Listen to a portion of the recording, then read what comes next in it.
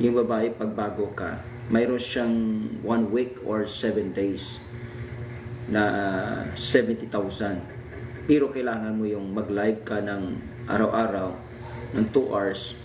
So sa 2 hours, pag natapos mo yung live sa task, ay makukuha mo yung reward na 10,000 coins.